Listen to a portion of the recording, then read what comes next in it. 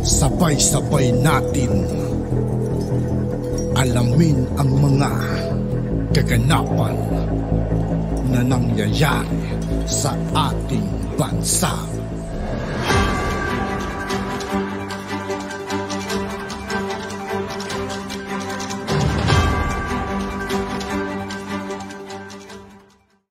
Yo, what's up mga kaibigan? This is Aitoki po again. Ngayon nandito naman ulit tayo sa channel ni Philippines Trending News. Dito naman ulit tayo magbibigay ng komento at reaksyon. Kaya samahan nyo guys, let's go! Isang senador ang napahiya kay Presidente Bongbong Marcos kanina. Oy, my goodness. Update ito mga kutsero. Update ito sa video na in-upload natin na doon nakaraan lang. No? Ano yung meron kay Cheese Escudero? Ang nangyari kasi, meron siya mga binitawang salita tungkol sa pamimigay ng mga smuggled na bigas. Tulad nito, balikan natin yung kwento. Kung ano nagagawang maayos at mabuti ni Pangulong Bongbong Marcos yun naman yung pilit nilang hinahanapan ng botas mga kaibigan. Tulad dito, Cheese Escudero. Ano ba nagawa nito sa Pilipinas mga kaibigan? Wala naman, di ba? Ito mga kutsero. Kasi mas maganda na buo yung konteksto. Tulad nito, ayan, sinabi ni Cheese Escudero yan. Ayan, mga sinamsam na bigas, illegal, ipamudmod. Illegal daw mga kutsero. Actually, pag-usapan na natin to.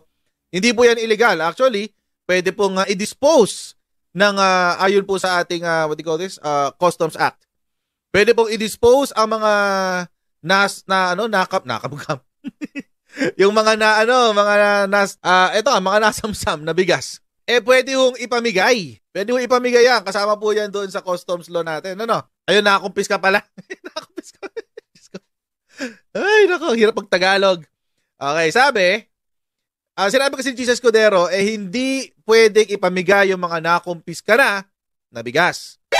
Yan, sabi, hindi raw legal yan. Ang problema doon, sabi niya, technically ay hindi yun legal. Maganda man ang intensyon, sabi ni Cheese Escudero. Halimbawa na lang, may bodega ka. Bigas man o ano man ang laman.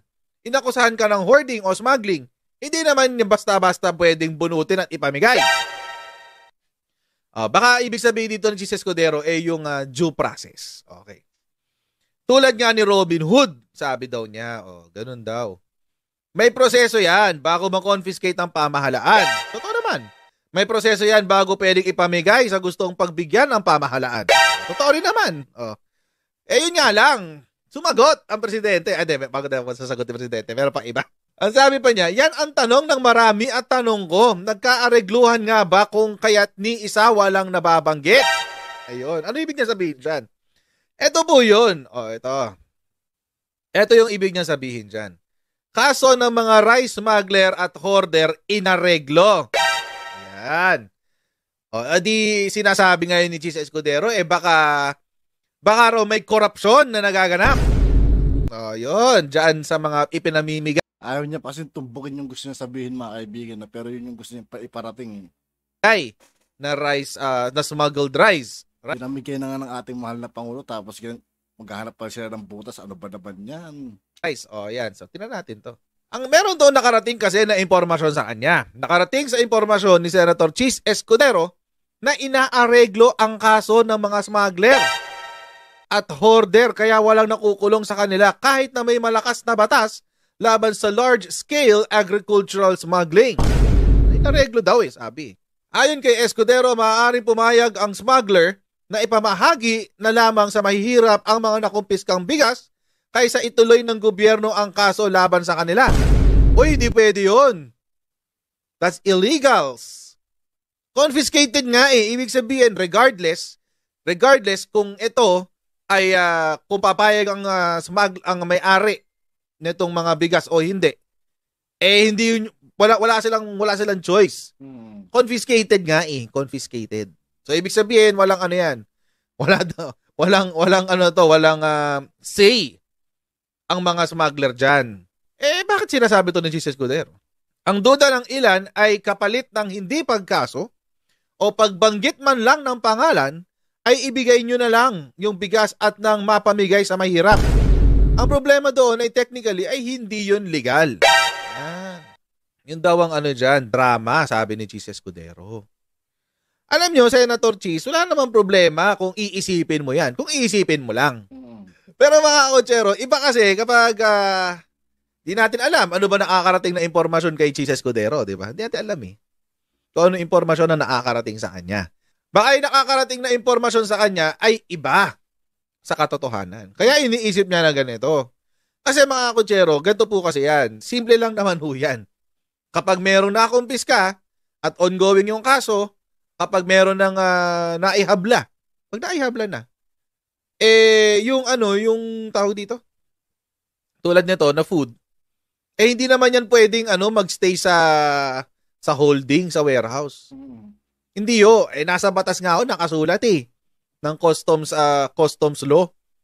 Nakasulat sa customs law na yung mga food items na mako-confiscate ng Bureau of Customs ay pwede nilang ipamigay or i-donate sa mga ahensya na posibleng mangailangan ito. Pagkain, construction supplies, meron pang isa, nakalimutan ko isa.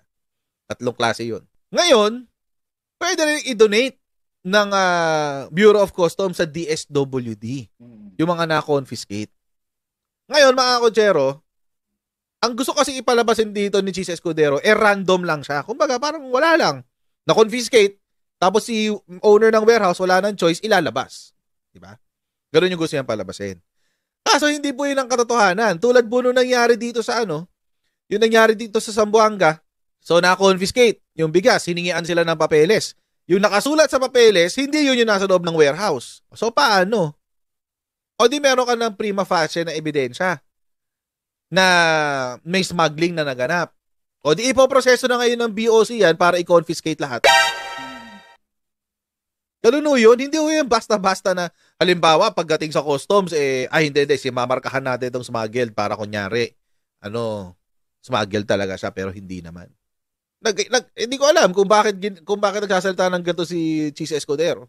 All of a sudden. Hindi natin alam kung ano naging motibo niya para sabihin to. Pero dilawad din kasi yan mga kaibigan Kaya pilit na naghanap din ng butas sa ating mahal na Pangulo Chero, simagot. Kaya sa susunod na halalan mga kaibigan, wag na ho natin iboto yan. Cheese Escudero, wag na mga kaibigan. Po ang ating Pangulo dito. Ito ang sinabi ni Presidente. Smuggled rice distribution goes through proper process. Dumaan daw sa tamang proseso. Ang sabi, the distribution of smuggled imported rice that were seized by the Bureau of Customs goes through the right process, President Ferdinand Marcos Jr. said Tuesday. Marcos Jr. made the comment after Senator Cheese Escudero diba?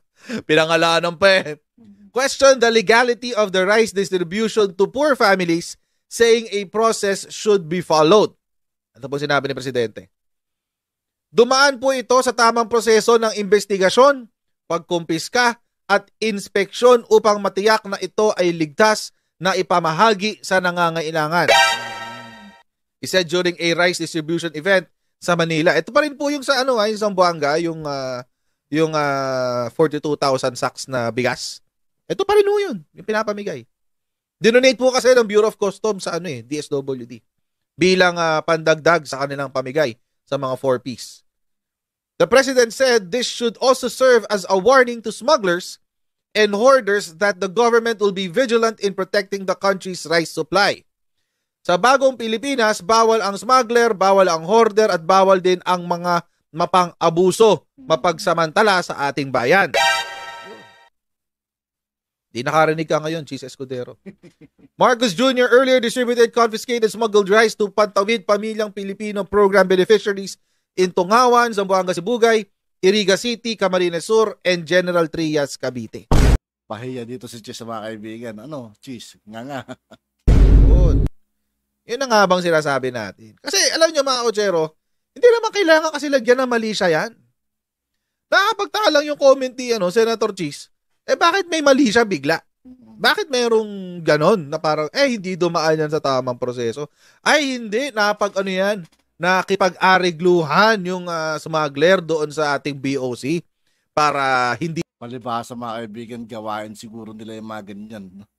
sila pangalanan. Ayun, ganon ang sila pinapalabas. Hindi naman. Diyos ko naman. Oh, presumption of regularity. Hanggat wala ho kayong ebidensya na may ginawang mali ang ating administrasyon, presumption of regularity. Ang problema, yung magbigay ka lang ng konting bigay ka lang ng konting doubt sa mga utak ng mga tao, sapat na. Ang gumagawa lang ho nun, mga kalaban. Kalaban na ho ba kayo, Senator Chis Escudero? Kasi naalala ko, nung kampanyang 2022, nasa likuran ka pa ni President Bongbong Marcos. Ikaw pa ang nagdala sa kanya sa, saan ba to? Bicol din yata yun. Basta, doon sa probinsya nyo. Makadilawan din kasi yun, mga kaibigan, ano? At yun nga po mga kaibigan, dito po nagtatapos ang ating reaction video.